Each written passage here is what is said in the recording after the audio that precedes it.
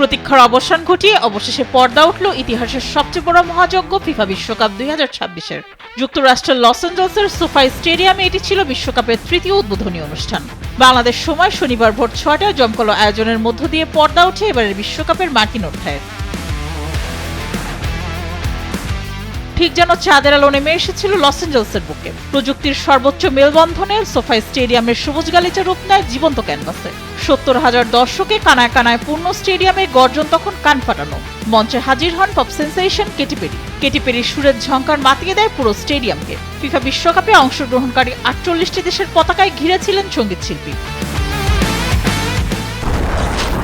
হিউস্টনে rocking tasty, সীমানা ছাড়াও নিজেকে হারাও।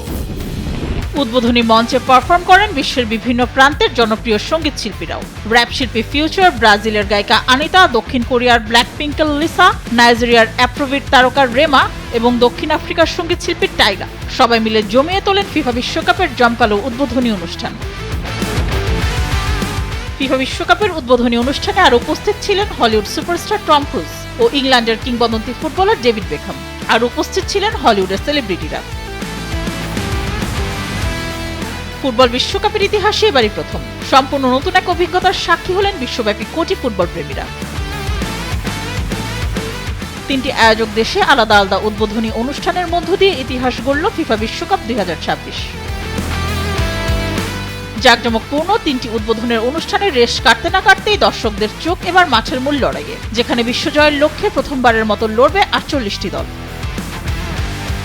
মেহজাবিন হোসেন, স্পোর্টস ডেস্ক, দেশ টিভি।